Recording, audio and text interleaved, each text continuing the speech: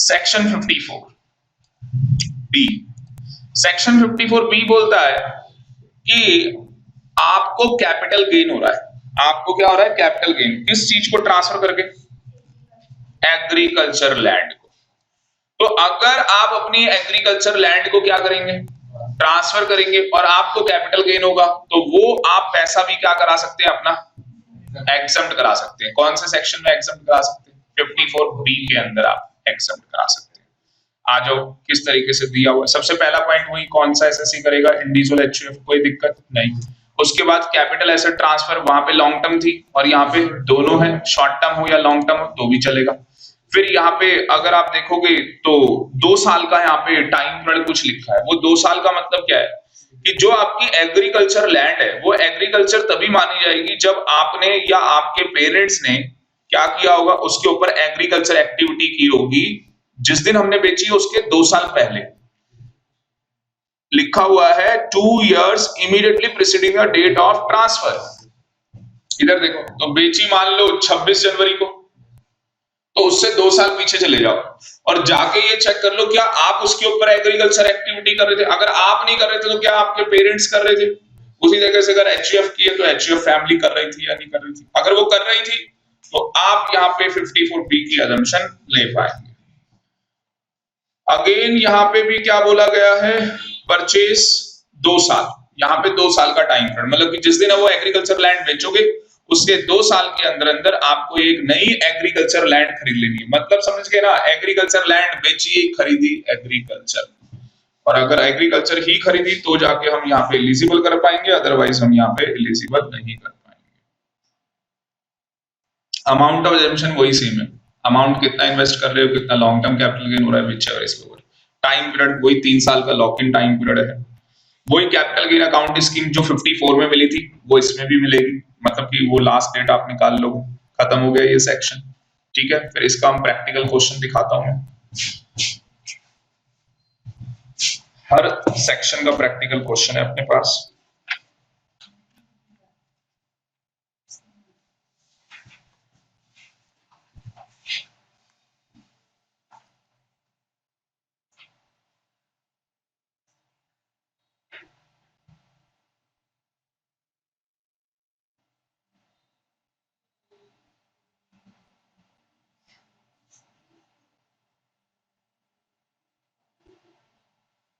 देखो आपके पास आ गया प्रैक्टिकल क्वेश्चन।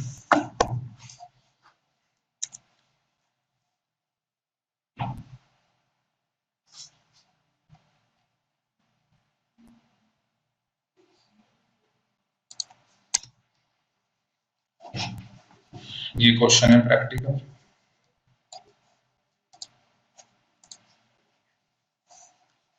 तो आप अगर यहाँ पे ध्यान से देखोगे, मैं क्वेश्चन पढ़ देता हूँ। आर ने परचेज की थी एक एग्रीकल्चर लैंड 2004 और 5 में 8 लाख की। ये लैंड एग्रीकल्चर पर्पस के लिए यूज कर रहा था वो। इस लैंड को उसने बेच दिया। बेचा कब है? 2/9/2018 को उसने बेच दिया। 32 लाख रुपए में बेचा है। ही हैज स्पेंड, उसने 5,70,000 रुपए का खर्चा किया है for acquiring urban agriculture land. तो उसने नई एक लैंड परचेज की है, ठीक है ना। और कौन सी लैंड परचेज की है? अर्बन एग्रीकल्चर लैंड परचेज की है उसने। हमें 54 की अजम्पशन लेनी थी।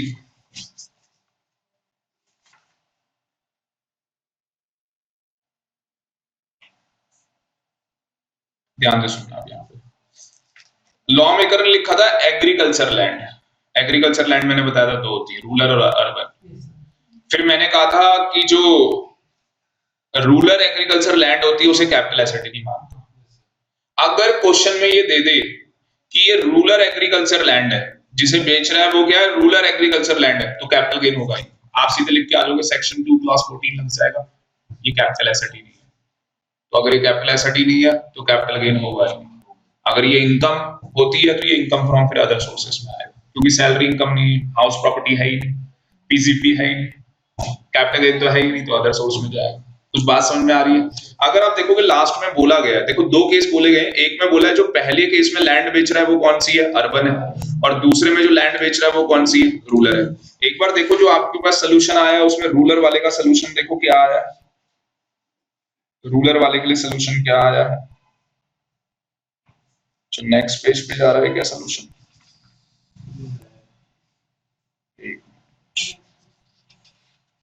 अच्छा तो अभी तो क्वेश्चन ही नहीं पूरा आया। नेक्स्ट पेज पे भी जा रहा है क्वेश्चन, इतना बड़ा क्वेश्चन।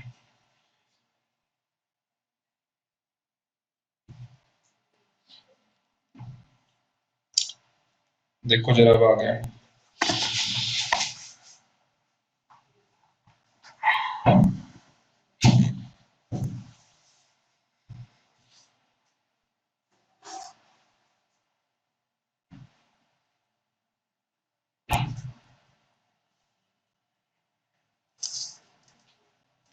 अच्छा इसमें वो दो केस दिए ही नहीं है, जो दो केस मैंने बोले वो इस क्वेश्चन में दिए ही नहीं है ना, हटा दिया है जो मैंने आपको भेजा। कोई नहीं, कहानी आपको पता लग गई ना। अगर आपके एग्जाम में ऐसा हुआ तो सर अगर ये इसने रूलर लिख के दिया तो देखो ये आंसर लिख के आना था रूलर में, ये देख लो यहाँ पे, तो ये लिख के आना था there is no capital gain as rural agriculture land is not a capital asset. बात समझ में आ गई? अगर ऐसा क्वेश्चन होता, पर अभी क्वेश्चन उन्होंने क्या कर दिया, चेंज कर दिया, अमेंड कर दिया, ठीक है। मुझे बताओ बाकी तो सोल्यूशन आप निकाल लो, सेम वही कॉपी पेस्ट है, ठीक है ना, सेम वही सोल्यूशन कॉपी पेस्ट है।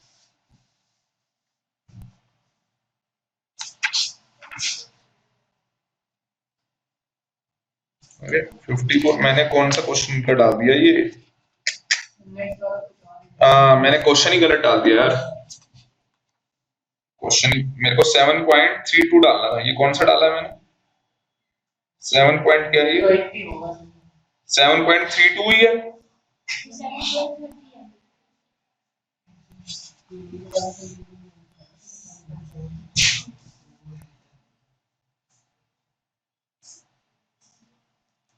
अभी मैं लिख के भेज रहा हूं सेक्शन 54B।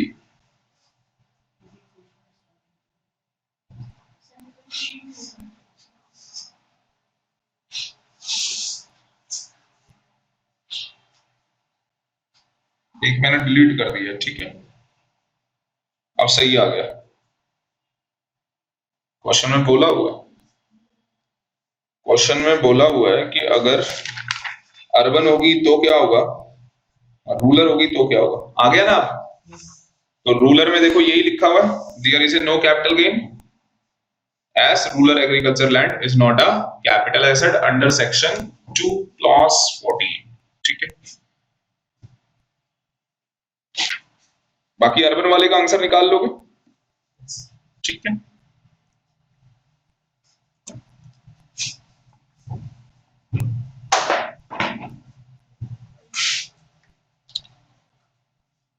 सेक्शन 54D देखो क्या है, कह रहा है डी में कह रहा है कि आपको क्या है अजम्पशन मिलेगी कंपल्सरी एक्विजिशन ऑफ लैंड और बिल्डिंग। तो कई बार होता है कि सरकार क्या करती है, हमारी जो प्रॉपर्टी है वो कंपल्सरी एक्वायर कर लेती है। मैंने आपको इसके लिए सेक्शन बोला था 45 सबसेक्शन 5 कंपल्सरी एक्विजिशन, एक्सेप्शन के अंदर था, याद आ रहा है? सेक्शन 45 सबसेक्शन 5 मैंने बोला था गवर्नमेंट ने कंपल्सरी एक्वायर कर ली थी आपकी प्रॉपर्टी और आपको कंपनसेशन दिया था। वो चार्टर्ड अकाउंटेंट था आदमी, फिर वो कोर्ट में चला गया था, याद आ रहा है? उसने इनहांसमेंट कंपनसेशन लिया था, अब याद आ रहा है? ठीक है। और इनहांसमेंट कंपनसेशन के बाद क्या होता है कि सर हम उससे भी खुश नहीं होते, हम इंटरेस्ट भी मांग लेते हैं, ठीक है ना। तो यहाँ पे 54D क्या है, ये उसी का भाई है, उसी का भाई है मतलब यहाँ पे लिख लो section 54D read with section 45 subsection 5, section 54D read with section 45 subsection 5। तो पहले आपको सेक्शन 45 सबसेक्शन 5 पढ़ना होगा, सिंपल सा उसका वर्ड आई हुई है, कुछ नहीं है, आपका जो घर है वो सरकार ने कंपल्सरी एक्वायर कर लिया और अगर सरकार ऐसा करती है तो आपको कंपनसेशन मिलेगा।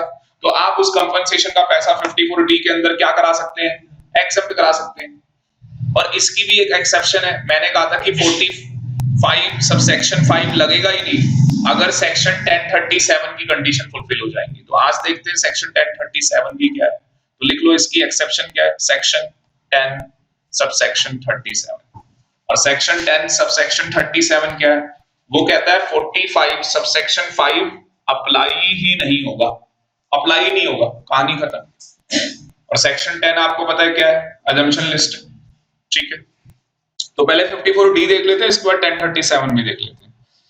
तो यहाँ पे कह रहा है कि अजम्पशन किसको मिलेगी, एनी पर्सन को मिलेगी, सबसे पहली बात। उसके बाद कैपिटल एसेट यहाँ पे कौन सी होनी चाहिए, शॉर्ट टर्म और लॉन्ग टर्म दोनों हो सकती है। उसके बाद यहाँ पे 2 साल का टाइम पीरियड बोला गया है, यहाँ पे 2 साल का टाइम पीरियड बोला है, मतलब कि 2 साल के अंदर अंदर ही आपको क्या करना है, लैंड और बिल्डिंग और एनी राइट इन लैंड और बिल्डिंग और forming part of industrial undertaking belonging to the SSC 2 years immediately preceding the date transfer took place. तो 2 साल के अंदर अंदर उसे क्या करना है, नई लैंड और बिल्डिंग क्या करनी है, परचेज करनी है।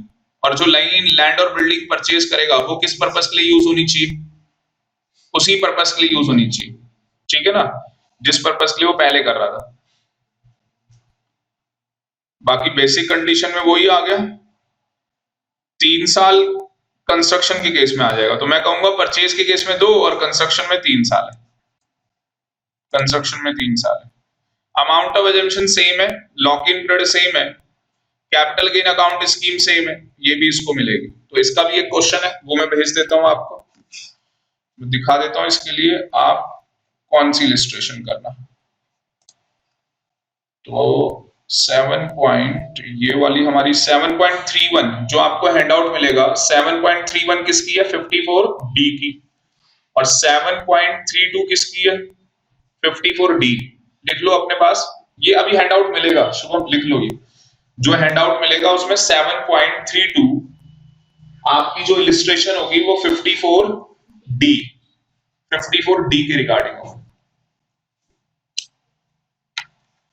7.32 54D के रिगार्डिंग। नेक्स्ट लिखो, very very very important, 54EC, 54EC very important. सुन लो कहानी क्या है, इधर देखो कहानी क्या है, इधर देखो, इधर मैंने अपना घर बेचा, घर बेच के मैंने घर खरीदा, तो मुझे कौन सा सेक्शन मिलेगा, 54 के बाद हमने 54B पढ़ा, जिसमें बोला गया 54B में क्या, एग्रीकल्चर लैंड, और वो भी कौन सी एग्रीकल्चर लैंड होनी चाहिए, अर्बन होनी चाहिए, क्योंकि अगर रूरल हो गई तो वो कैपिटल एसेट ही नहीं है, कैपिटल गेन होगा ही नहीं। उसके बाद हमने पढ़ा 54D में बोला गया आपकी लैंड और बिल्डिंग को क्या कर लिया, कंपल्सरी एक्वायर कर लिया, या आपकी बिजनेस की अगर कोई अंडरटेकिंग एक्वायर कर ली, तो आपको क्या करना है, 2 साल के अंदर अंदर बिजनेस अंडरटेकिंग के लिए जगह खरीदनी है, और अगर जगह खरीदते हो, परचेज करते हो तो 2 साल है, और अगर कंस्ट्रक्शन करवाते हो, बनवाते हो तो 3 साल का टाइम पड़ दिया गया। अब नया सेक्शन आ गया 54EC। 54EC कह रहा है आपने कोई भी कैपिटल एसेट बेची हो, अगर आप अजम्पशन क्लेम करना चाहते हो 54EC में, तो आपको क्या करना है, बॉन्ड खरीदने, जो हम लोग यहाँ पे बॉन्ड बता रहे हैं वो बॉन्ड आपको क्या करने, खरीदने। सिंपल 2 नाम में बॉन्ड के बताता हूँ, RECL और नाही आपने सुना होगा, national highway authority of India limited, आप हाँ NHAI, अरे आपने कई जगह देखा होगा जहां पे फ्लाईओवर्स बन रहे हैं ये सब, और RECL rural electricity REC corporation limited, ठीक है ना। तो ये 2 तो है ही, इसके अलावा भी 2 और है, अभी अमेंडमेंट आ गई फाइनेंस एक्ट 2018 के अंदर, तो और भी आ गए। मतलब सिंपल वर्ड्स में क्या बोला इसने, आप अपनी कैपिटल एसेट को बेचो, और अगर आप ये इन बॉन्ड में पैसा लगाओगे तो हम आपको क्या करेंगे, एक्स्ट्रा अजम्पशन दे देंगे। तो इसका मतलब ये हुआ कामरान कि मैं 54 के साथ साथ 54EC ले सकता हूं, मैं 54B के साथ 54EC ले सकता हूं, मैं 54D के साथ 54EC ले सकता हूं। क्या 54 और 54B एक साथ ले सकता है कोई, नहीं। क्या 54 और 54D एक साथ ले सकता है, नहीं।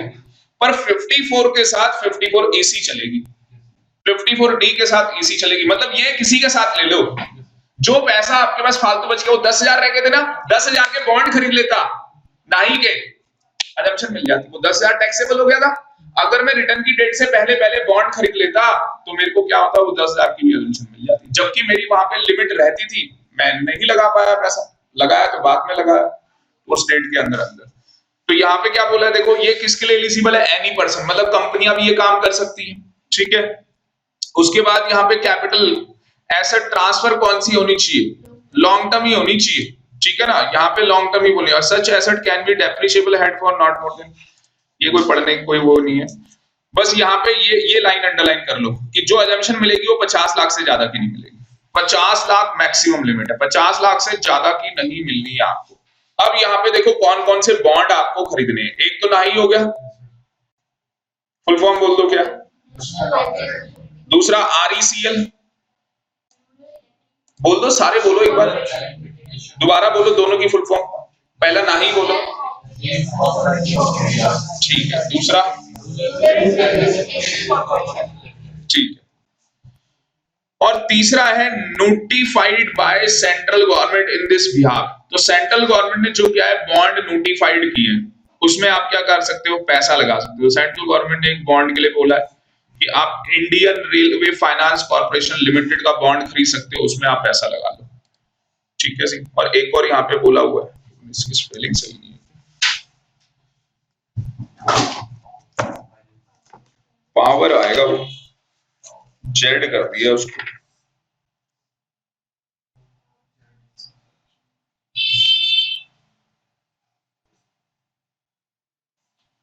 पावर फाइनेंस कॉर्पोरेशन लिमिटेड, तो इसको सही कर लो, कहाँ है, पावर कर लिया इसको, पावर। तो पावर फाइनेंस कॉर्पोरेशन लिमिटेड, मैं कहूंगा आज की डेट में 4 लोग हो गए, नाही हो गया, RECL हो गया, और पावर फाइनेंस कॉर्पोरेशन लिमिटेड हो गया, और लास्ट इंडियन रेलवे वाला हो गया। आज की डेट में 4 हो गए, RECL, ठीक है, नाही, और पावर वाला, और इंडियन रेलवे वाला।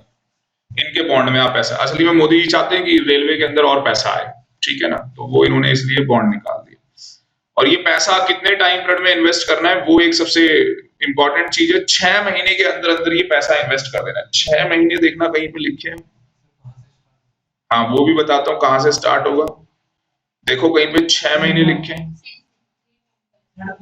थर्ड पॉइंट में लिखा है 6 मंथ। हाँ ये देखो, समझ गए। तो जिस दिन आपने बेचा, अपना घर बेचा, उसके 6 महीने में भाई क्या करो, बॉन्ड खरीद लो, और 54 तो ले ही लो, साथ में 54 EC भी ले लो। तो बहुत बढ़िया टैक्स प्लानिंग का स्कोप है यहाँ पे, इसका सेक्शन है, इसका प्रैक्टिकल करते हैं हम लोग, इस वाले का प्रैक्टिकल करेंगे।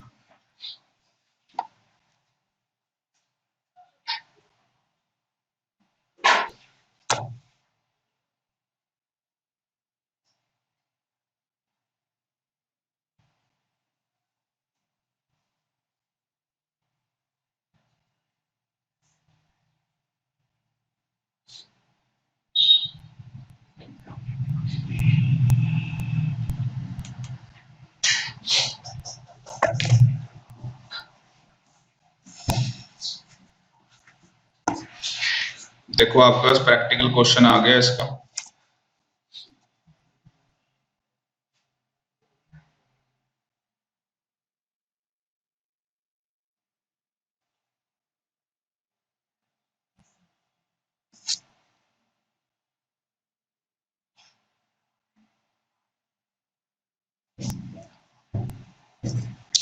तो यहाँ पे क्या लिखा है, आर ने क्या किया, एक्वायर कर लिए जी लिमिटेड के, और कब किए, 15/12/2008, कितने के, 8 लाख के शेयर्स खरीद लिए, विच वर सोल्ड 15/5/2018, ठीक है जी। एक्सपेंस बता दिया, इन्वेस्टमेंट बता दी, 3 लाख के बॉन्ड खरीद लिए। RECL की कंप्यूट करना है आपको कैपिटल गेन केस ए के अंदर। अगर आप ध्यान से सोल्यूशन देखते हैं तो हमारे पास सेलिंग प्राइस कितना है, 20,50,000। उसके बाद एक्सपेंस ऑन ट्रांसफर हमारा 20,000 रुपए का ट्रांसफर हुआ है। कॉस्ट ऑफ एक्विजिशन अगर आप निकालोगे तो ये 8 लाख रुपए लोगे, वेरी गुड। और 8 लाख को मल्टीप्लाई कर दोगे year of transfer, year of transfer में 280 आएगा, और ईयर ऑफ एक्विजिशन में कौन सा ईयर आएगा, 8/9। 8/9 का इंडेक्स चेक कर लोगे, 137 होगा, ठीक है, चेक कर लेना, 137 होगा। और ये निकालने के बाद लॉन्ग टर्म कैपिटल गेन आ जाएगा 3,94,964 रुपीज। अब देखते हैं इसने बॉन्ड में कितना पैसा लगाया है। तो 3 लाख रुपए बॉन्ड में लगा दिए, तो 3 लाख की और एजम्पशन मिल जाएगी, और बैलेंस पैसा क्या आ जाएगा, long term capital gain 94,000 something आ जाएगा, ठीक है। तो बिल्कुल सिंपल है, कुछ नहीं।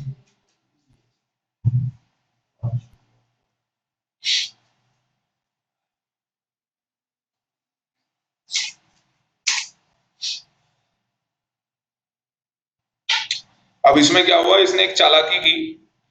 इन भाई साहब ने क्या किया कि जो बॉन्ड खरीद, देखो कितना चालू आदमी है। एक स्टोरी बताता हूँ आपको, एक स्टोरी बताता हूँ, क्योंकि इसका डिसाइडेड, जब आप फाइनल में आओगे तो एक decided case law supreme court की जजमेंट है। उसमें क्या हुआ, एक आदमी ने एसेट बेची और 6 महीने के अंदर अंदर क्या किया, आरईसीएल के या नाही के या पावर सेक्टर के या इंडियन रेलवे के, आज की डेट में 4 लोग हो गए, तो इनके बॉन्ड खरीद लिए। अच्छा, इनके बॉन्ड खरीदने से क्या हुआ, 54 ईसी में एजम्पशन क्लेम कर ली मैक्सिमम 50 लाख रुपीस की।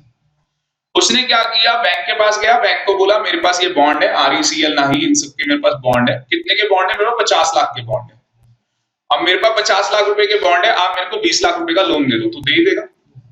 कौन सा बैंक मैनेजर है जो मना करेगा? 50 लाख की आप एसेट दे रहे हो और 20 लाख का लोन ले रहे हो, हंस के देगा आपको। तो 20 लाख का लोन दे दिया। आपको नहीं लग रहा कि कहीं ना कहीं वो बॉन्ड बस दिखाया जा रहा है, खरीदा है, उसको मोर्टगेज करवा के बैंक से लोन लेके वो 20 लाख वो और कहीं इन्वेस्ट कर लेगा। तो कहीं ना कहीं यहाँ पे क्या है, झोल है कहानी में। जैसे वो कहते हैं ना, लिफ्टिंग ऑफ कॉर्पोरेट व्हील, तो वो वाली कहानी। दिखाए जा रहे हैं कि बॉन्ड खरीदिए, पर उसके पीछे की कहानी ये है कि वो 50 लाख रुपए वहां इन्वेस्ट नहीं कर रखा है, उसके अगेंस्ट लोन भी तो लेके 20 लाख रुपए कहीं और यूज कर रहा है। और आपको बताता हूँ क्या होता है, थोड़ा हटके टॉपिक बता रहा हूँ। एक आदमी ने, बैंक में फ्रॉड कैसे होते हैं, बैंक में देखो, ये बैंक मैनेजर है शुभम।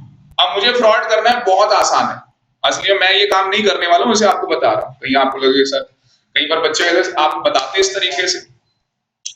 तो मैंने क्या किया, अब जैसे मैं प्रैक्टिस में, हम लोगों ने फार्म खोली हुई है, इंटर लेगे, तो हम लोगों को मान लो वहां पे 5 साल हो गए, हमारी प्राइवेट लिमिटेड कंपनी 5 साल हो गए मान लो उसको। 5 साल में हमने बहुत सारी कंपनी से इनकॉर्पोरेट की होंगी, बहुत सारी कंपनीज को हमने टैक्स कंसल्टेंसी दी होगी, कहीं पे हमने शायद ऑडिट भी किया, क्योंकि अब हमने अपने अंदर सीए भी रखने स्टार्ट कर दी। जो क्वालिफाइड सीए है वो भी काम हमारे पास आएगा ना, आप जाओगे। सबसे मेन क्या होता है कि ये सीए तो बन गया पर काम नहीं है इसके पास। समझ रहे हो, कुछ काम होना भी तो बहुत जरूरी है। अभी मैं बताता हूँ एक और रिसेंट केस। अभी एक बंदा है, वो चार्टर्ड अकाउंटेंट है, उसको बैंगलोर भेज रहे हैं, तो उसका बैंगलोर में जो पैकेज लग रहा है वो 40 लाख का पैकेज लग रहा है। यहाँ जो उसका पैकेज था वो 25 लाख का, 15 लाख का इंक्रीमेंटल जाएगा ही नहीं जाएगा, बताओ। बेटा मैरिड है, ठीक है ना। अब वाइफ कह रही है यही रहना, वो कह रहा नहीं मैं जाऊंगा। कल शाम को ये बात चल रही थी, ठीक है ना। तो अब प्रॉब्लम कहाँ आती है वो आपको बाद में पता लगेगा कि प्रॉब्लम कहाँ कहाँ आ जाती है, ठीक है ना। खाना बनाना, ये करना है, वो करना है, बहुत सारे काम है, ठीक है। लड़का परेशान, वाइफ नहीं होगी तो साथ में, ठीक है ना। अब वो वहां जाएगा 40 लाख के लिए, वो वहां चला जाएगा।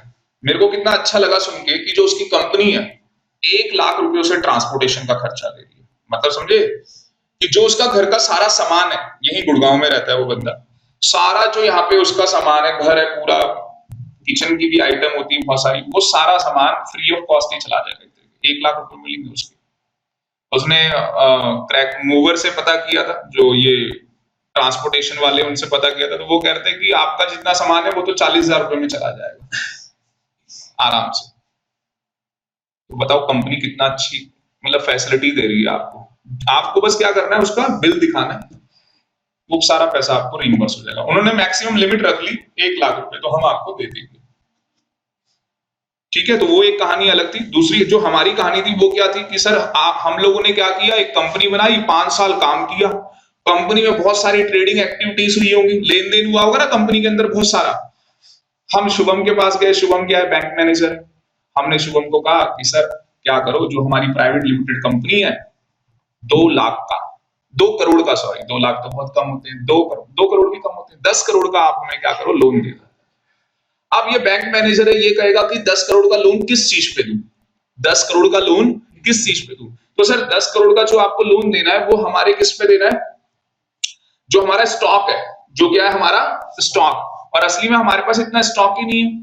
अब हमारा सीए क्या करेगा, वो जानबूझ के स्टॉक बढ़ा देगा, जानबूझ के क्लाइंट्स बढ़ा देगा कि देखो इनके पास तो कितना काम आ रहा है, ये तो 5 कंपनीज की ऑडिट भी कर रहे हैं, ठीक है। मतलब इनका जो बिजनेस है उसकी टर्नओवर बढ़ जाएगी। किताबी तो करना है, सेल बढ़ानी है, ये करना है, वो सब करना है, वो बढ़ा दिए। मतलब विंडो ड्रेसिंग करनी तो आती है ना सीए को, बस विंडो ड्रेसिंग सीए साहब ने कर दी। बैंक मैनेजर के पास एक फाइल तैयार हो गई, और जो हमारा कंसल्टेंसी देता है प्रमोद, वो सीए हमारे साथ जा रहा है, ठीक है ना। बड़ी कंपनी है भाई, छोटी मोटी कंपनी थोड़ी ना है। अब जैसे वो नीरव मोदी ने घोटाला किया, ऐसे हम भी कर लेंगे और हम बैंक मैनेजर के पास जाके और इसको भी बोल देंगे कि क्या भाई, एक बात ऐसी है 2% तुम लेनी है। मार्केट में ऐसा होता ही है, बैंक मैनेजर तो पैसे खाता ही है, तो भैया देखते रहे 2% फिक्स है, दिला लो। मिल गए इधर 10 करोड़, उधर एक मर्सिडीज खरीदी 70 लाख की, क्या दिक्कत है? हाँ हाँ, और आप बिलीव नहीं करोगे, आपके पास जब क्या होगा कि आप एक बंगलो में रह रहे, घर के बाहर मर्सिडीज है, आपका लाइफ स्टाइल तो भाई साहब पता नहीं कौन सा हो रहा है, तो क्लाइंट तो अपने आप मिलने ना।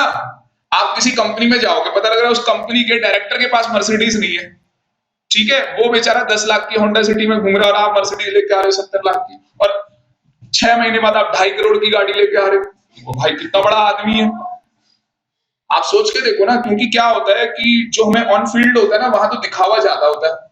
जब हम लोग बैंक में ऑडिट करने जाते हैं तो हमें क्या बोलते हैं, शाम की ना आपकी सिंघम की मूवी टिकट बुक कर रखी है। मूवी की टिकट क्यों बुक करा रखी है हमारी? क्योंकि भैया यहाँ पे ऑडिट मत करो आप, क्योंकि ऑडिट करने बैठे तो हमारे फ्रॉड निकल आएंगे। तो बैंक मैनेजर बड़ा चालू होता है, उसको पता लगता है जैसे सीए की टीम आती है ऑडिट करने के लिए, तो बता दिया जाता है आज शाम को तो मूवी टिकट बुक है, 5 बजे का ही शो है। और इन लोगों के दिमाग में 3 बजे के बाद क्या दिखना है, बस सिंघम, और कुछ नजर नहीं आना है इनको। और सुबह जब ये आएंगे, पहले दिन जब जाते हैं तो उस दिन क्या बोलेंगे, अच्छा सर फैमिली मतलब कैसे, वाइफ ये वो क्या करती है, तो बैठ के इनका टाइम वेस्ट करा रहे हैं। वो अपनी मूवी बना रहा है और हम यहाँ मजे ले रहे हैं कि कितना अच्छा बैंक है भाई साहब, हमें देखो कितने अच्छे। अबे नालायको, तुम ऑडिटर हो, तुम्हारा काम था यहाँ फ्रॉड निकालना, ऑडिट करना, इन्वेस्टिगेशन करना, तुम पता नहीं क्या ड्रामे कर दिए वहां पे जाके। आ रही है कुछ बातें समझ में? ये इमरान जी का फोन आ रहा है, पता नहीं किस लिए।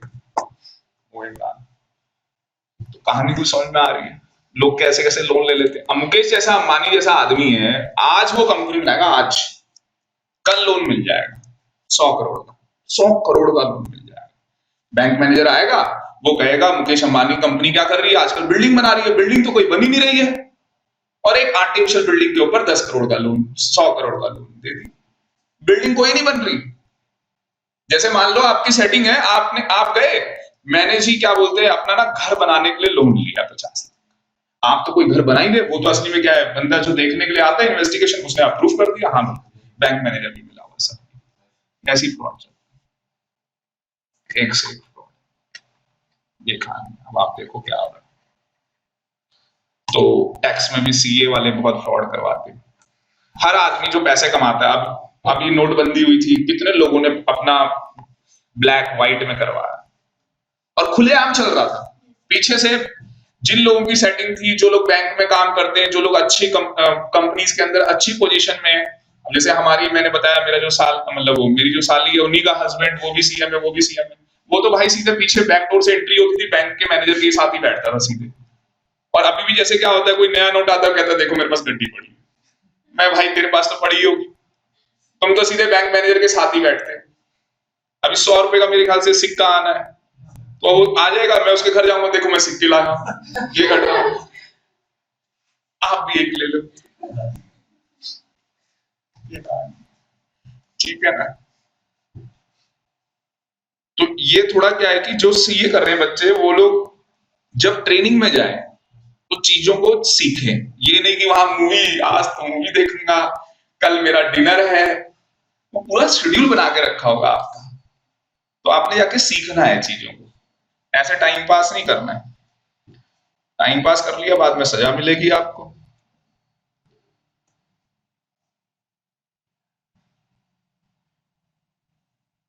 सीए में बहुत अच्छा अच्छा पैसा आ रहा है लोगों के पास, तो आप देख सकते हो।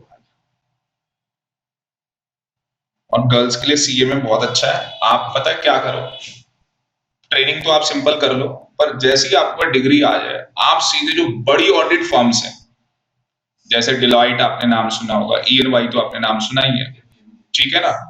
आप भाई साहब बड़ी बिग 4 कंपनीज के अंदर जाओ, ऑडिट जो है, गर्ल्स को 6 महीने के बाद सीधे बाहर ही भेज देते हैं। एक फ्रेंड है, वो पता नहीं अमेरिका या ऑस्ट्रेलिया कहीं वहीं चली गई, ईएनवाई में लगी थी, उसको बोला आपको बाहर भेजेंगे, मैं तो रेडी हूं, और भेज दिया बाहर। हस्बैंड वो नालायक चार्टर्ड अकाउंट, मतलब दोनों ने साथ में सीए की थी, वो वहां बाहर बैठ के, अब वाइफ इतनी मतलब टैलेंटेड है, उसने वहां बाहर की कंपनियां उसे ऑडिट दिला दी है। वो कोई जॉब नहीं करता, बस वहां बाहर की कंपनियों का ऑडिट करता है। बाहर भी सीए की डिग्री मिलती है, आपको पता होगा, ठीक है ना। तो आप ये सीए करने के बाद अब थोड़ी सी और पढ़ाई कर लो ना, मतलब भैया जब लड़की सारा कमा के दे रही है, 5-6 लाख रुपए वो कमा रही महीना, तो तुम क्या लड़के, आजकल मतलब उल्टा हो गया। ये पहले क्या होता था, लड़का ही कमा रहा है लड़की नहीं, आजकल लड़की ज्यादा कमा रहा है, लड़का कुछ है ही निकम्मा है एक तरीके से, ठीक है ना। पर उसके तो मजे आ गए, ना भी कमाए तो भी ठीक। वो तो कहती तू कुछ मत कर, मैं कहता थोड़ा तो कुछ करने है ना, वरना घर पे बैठ के क्या करूंगा। तो 2 बच्चे, वो बच्चों को खिलाता रहता है उनके साथ वीडियो बनाता है, बता सीए होके ये काम कर रहा है वो, ठीक है। तो ये कहानी है। तो गर्ल्स के लिए बड़ा अच्छा है, बड़ी जल्दी बाहर भेज देते हैं। और होता क्या है ना, गर्ल्स में जाते नहीं है लोग, कई बार पेरेंट्स की बाउंडिंग आ जाती है, मैरिज हो गई, फिर हस्बैंड की बाउंडिंग, नहीं तू यहाँ ही रहेगी, बाहर नहीं जाना है, तो ये सारी चीजें आ जाती हैं। ये ऐसी चीजें बतानी चाहिए, नहीं बतानी चाहिए ना, ये कोई बातें थोड़ी ना कर रहा हूं आपके साथ। एक देखना 54EE आ रहा है, इसके बाद एक सेक्शन, ये नया सेक्शन लेके आए 54EE, 54EE, हाँ 34 में। ये 54EE क्या सेक्शन लेके आए, ये कह रहे हैं आपको अजम्पशन मिल जाएगी, capital gain which are invest in certain units. आज तक तो कह रहे थे आप बॉन्ड में पैसा लगाओ, अब आप कह रहे हैं यूनिट में पैसा लगाओ। और यूनिट में अगर पैसा लगाओगे तो मैं कहूं तो सेक्शन जो है 54EC और 54EE कॉपी पेस्ट है, बस वहां बॉन्ड लिखा है, यहाँ यूनिट लिखा है, और सारा कॉपी पेस्ट है, एक एक लाइन कॉपी पेस्ट है, ठीक है जी। और इसके रिगार्डिंग भी एक क्वेश्चन आपको 42 दिया हुआ है, तो वो भी आप कर सकते हैं।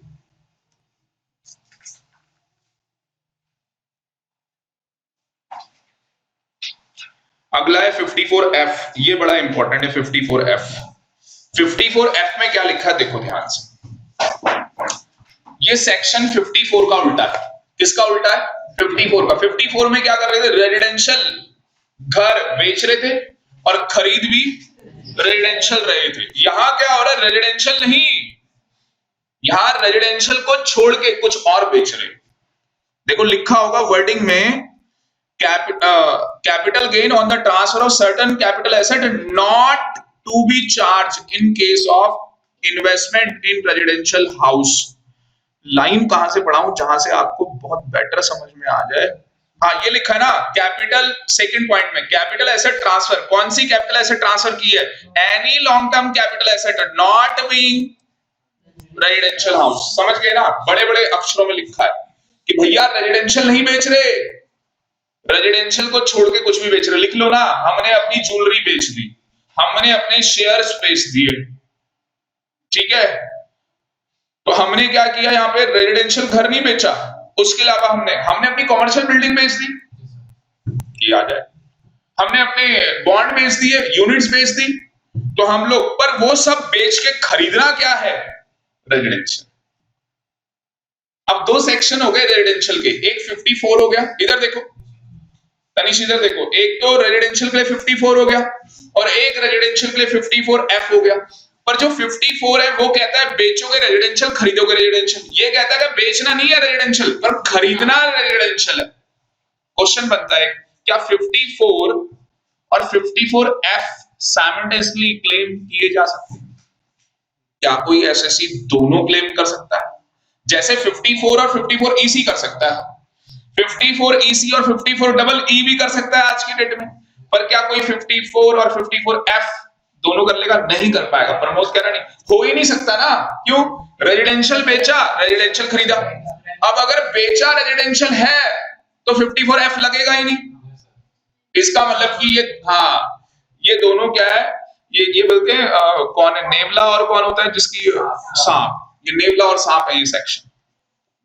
किताब लॉन्च हो ना तो उसमें 54 में नेवला, इधर सांप, ठीक है। और इन दोनों के डिफरेंस में ऐसे नेवला सांप लड़ रहे हो, आगे की बात समझ में। तो ये दोनों कभी एक साथ निकले, बाकी सारी कहानी क्या है, कॉपी पेस्ट है।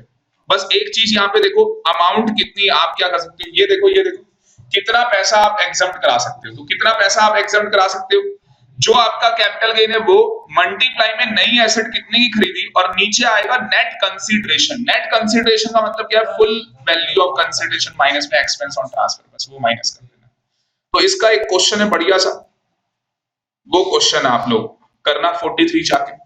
असली में बुधवार को ही, मैं वैसे तो एक हफ्ते बाद डाउट क्लास लेने वाला हूं, तो एक हफ्ता होगा आपके पास, मोर देन इनफ है। तो यहाँ पे हमारे जो सेक्शन थे 54 की लिस्ट वो सारी खत्म हो चुकी है।